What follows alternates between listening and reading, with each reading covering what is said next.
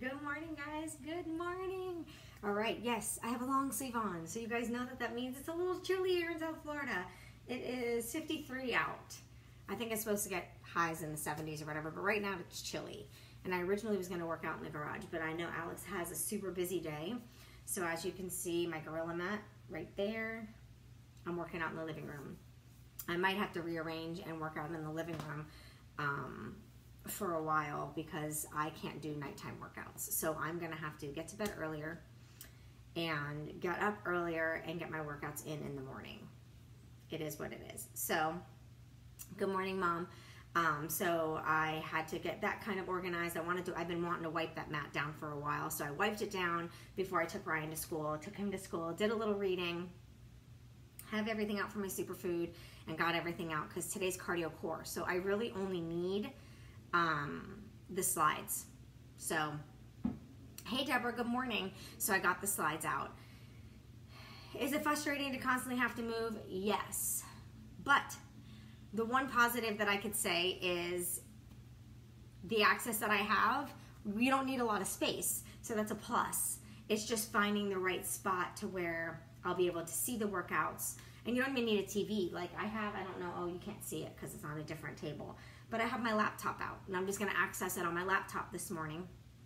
And I'll either put the Fire Stick on this TV, or I'll put the Apple TV out here. Hey, Lona, and hey, Aim, and I'll have everything set up on this TV so I can access my workouts. And then that way, you know, I don't want to have Alex have to get up early just because I do not like evening workouts. I can't eat right after my workout. Like, I might be hungry before I start my workout. I get into my workout. I'm busting my ass. I can't be done with the workout and sit down and eat. I need time. My body needs like 45 minutes to an hour to eat. So I've been eating later. And then I have so much energy because, first of all, being in a vehicle makes me tired. And then, so I'm in a vehicle all day with Alex. So I'm exhausted by the end of the day. So I need a little pick-me-up. So I've been drinking only like a quarter of the little scoop of a pre-workout. But then it's at nighttime. So I can't sleep. I was up till like midnight last night. So yes, I'm tired. So I'm not gonna have him have to get up super early just to move a car around so I can work out in the garage. So I'm just rearranging.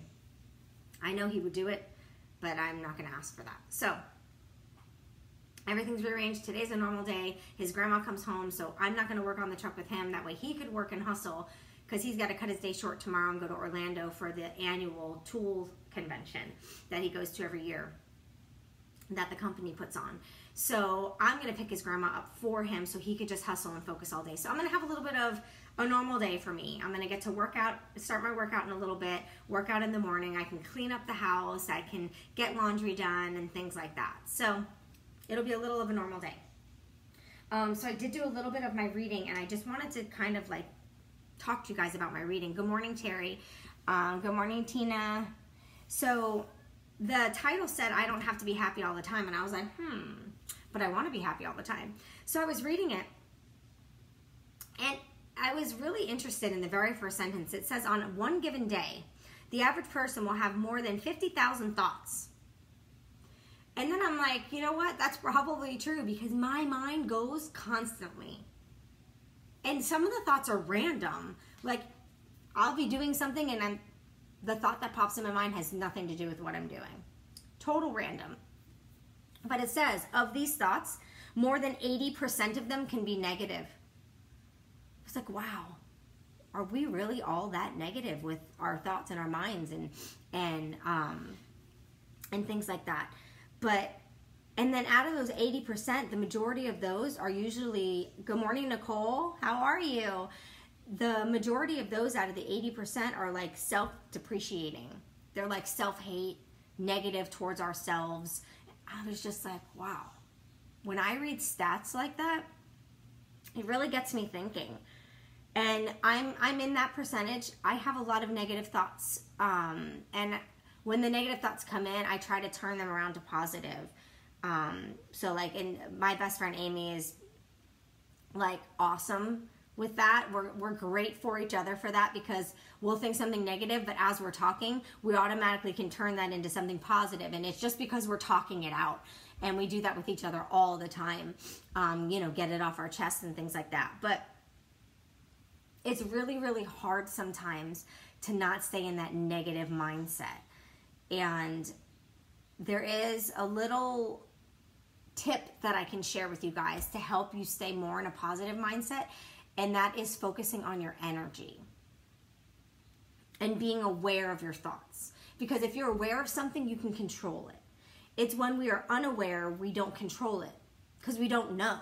So you need to really, hey Sylvia, good morning. We need to really be aware of the thoughts going through our minds. So if you have a thought that's coming to your mind and it's getting you into that negative state, it might be getting you into an angry state, or it might be doing something off for you, like totally off the wall, you need to really focus in, be aware of that thought, and then get your vibe of your energy. It might sound weird. Meaning, is it starting to put you in a bad spot? How could you spin it to positive? So you can change the won'ts to wills, the can'ts to cans, the don'ts to do. And help yourself go into a more positive mindset. That is the easiest way to get yourself from negative to positive. I have to do it all the time. I talk to people a lot through social media. I mean, that's what my network marketing business is me talking to a lot of you guys, getting to know a lot of you guys, doing these lives. And I do this not because of the business that I'm trying to grow. I do these lives because it's what I enjoy. I enjoy if I'm reading, hey Laura, if I read something that really gets me, like that aha moment, or if I'm going through, I just saw a fish jump in the lake in the back. If I'm going through a hard time, I don't usually share the hard time when it's happening, but when I find that solution and I find something that can work, I share the hard time and what I'm going through and how I'm going to fix it and make it better. Because I don't want my lives to be a bitch fest. I don't want it to be all negativity. But I am human, and I am living life like everybody else, and life happens, and the shit storm comes through, and I just put on those shit boots, and I just storm right through it and figure it out. And that's what I like to do. I like to make my mess into my message. I like to be transparent with you guys, and for us to try to figure this life out together, because it's not like our moms gave birth to us and we were given a manual on how to live. We're all figuring it out every day. So, but I do on a regular basis talk to a lot of you guys, and a lot of times you guys ask, how do you stay so positive? I don't always stay so positive. Like this morning when I woke up, I was a little bit in a negative place, and I was in I need a bitch fest for a moment, and my best friend was there for me like she always is, and I had my bitch fest, and I got everything out, and I said what I needed to say. Same thing with my mom. I was texting with Amy, and then I called my mom to say good morning, because I talk to my mom every morning and every evening, and it's been tough being on the truck in my work schedule with coming home and having to work out in the evening. I haven't had time to talk to my mom, and I haven't liked that, and I haven't had time to really spend time with my kids in the evening, and I haven't liked that. So I'm just going to go to bed earlier and wake up earlier and work out earlier. Maybe at the beginning of my workout, I'm going to be a little tired and whatever, but once I do the warm-up, I should wake up and just get in it. So, moral of this live is to tell you guys that I woke up negative. I woke up just wanting to bitch about things, and I did it, and it's done, and I feel better, and I'm ready to have a fucking awesome day. End of story. And that's what we have to do. We have to, when there's something negative, we need to be aware of that thought. We need to be aware of what's going on, and then you flip it, and you get something positive out of it. I mean, is it going to suck working out in the living room? Yes. Because on the weekends when I work out, usually everybody's up, which means everyone's just going to be staring at me. Which, as funny as this sounds, in person, I don't want people just staring at me while I'm working out. But I post my videos all the time and you guys are watching it, but that's different. It's not while I'm in it. But negativity is going to happen. It's freaking life. But we have to find a way to take the negative and make it positive. We have to find a way to take the problems and have a solution. Because we have control of that. If there's a problem, we can fix it. Any problem can be fixed. It's just if you're willing to put in what needs to be put in to fix it. Like the job I had. Did I care for it? No. Did I change it? Yes. So instead of being a full-time employee, I am now like an independent sales contractor or consultant or whatever you want to call it. So I'm an independent. I'm not a W-2 employee. I'm a 1099 freelance sales rep for them. So I'm looking for a full-time 9 to 5. Not because I'm not going to continue doing that, but that's not going to bring in a full-time income. I have a daughter going to college. Yesterday she committed. She's going to be a UCF Knight. So she committed. That was $200. And then we had to do an application for an apartment because we actually found an apartment open where there was a room for her, I think in a 4-bedroom. It's either a 3-bedroom or 4-bedroom. So she'll have roommates, but each of their own doors have their own key or whatever for safety. But we filled out that application. That was $200. I got to figure out how to pay for college. So I need to have a full-time job that's going to give me a good salary, or at least a consistent salary so I can budget and pay for this stuff.